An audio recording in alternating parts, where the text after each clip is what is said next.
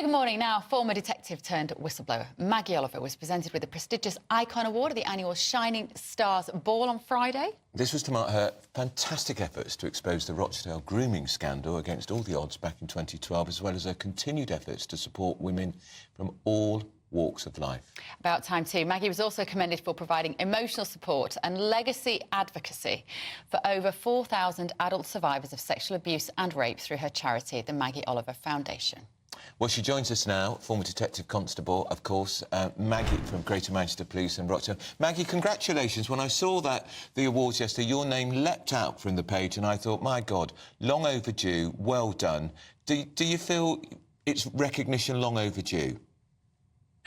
Hi, Andrew. Hi, Bev. Nice to be here. It makes a change, actually, for me to be here smiling. Yeah. Usually banging that drum, aren't I? I'm really proud to have got it because it was, it's not just me, it's all the work that we're doing at the Maggie Oliver Foundation, you know, the legal advocacy, the emotional support. And it's nice to be, you know what the nicest thing is? That people know about the work that we are doing. And, you know, I'm always introduced as, you know, somebody who resigned over the Rochdale grooming scandal. But the work now at the foundation, whilst grooming gangs and abuse of those girls is still a big part of our work, you know, we help survivors of any sexual abuse. So, you know, one rape or somebody who's abused in the family or by a teacher. But we tend to pick up that's, you know, our own events, our fundraising event ourselves. And to get this from Girls Out Loud, you know, they kind of, they start this journey with young women, with girls. Before we become involved, we tend to pick up the pieces when the education, when the information and children being protected falls down. You know, Girls Out Loud, they provide big sisters for little sisters. So they go into schools and they educate young girls to try to prevent them falling through the gaps and becoming abuse victims. You know, my work is about picking up the pieces when it's far too late to prevent it. So to get this award from them and to go to the event, which was really lovely. And, you know, the award, you've just shown it. Coincidentally, my dress matched the star as well. I didn't know. Maggie, always stylish. Is part of the problem still the police is still very male-dominated, very blokish? Is that part of the problem? Yeah, I still think there is a lot of misogyny around. For me, a big part of the problem is them still not acknowledging the failures.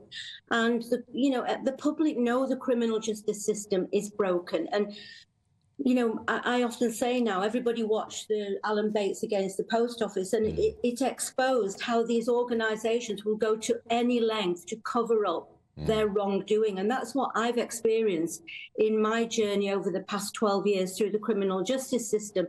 You know, the complaints procedure is completely unworkable. It's not independent. It doesn't work. There's no accountability.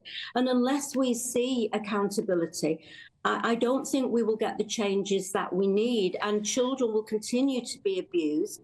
And actually young women, it's not just children, it is any victim of sexual abuse that we see every day doesn't receive the service that they are entitled to. And it's very much a postcode lottery as to what kind of service they get. There are some really, really good police officers.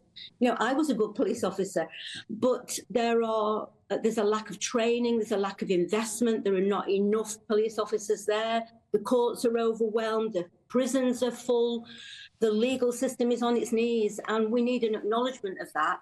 And an award like this helps to keep it in the spotlight. It helps to raise awareness. It keeps the conversations going. And Girls Out Loud are doing phenomenal work in schools. I hope quite often they show the drama Three Girls that I worked on, because that opens up the conversation. It prepares them for the dangers that lie out there. And the best form of protection is for them to know what the dangers are. We pick up the pieces when those kids unfortunately fall between the gaps and become victims themselves. Maggie, do you ever get contacted by politicians or those in power, MPs, to say to you, come and see me, let's have a coffee, tell me what I need to do?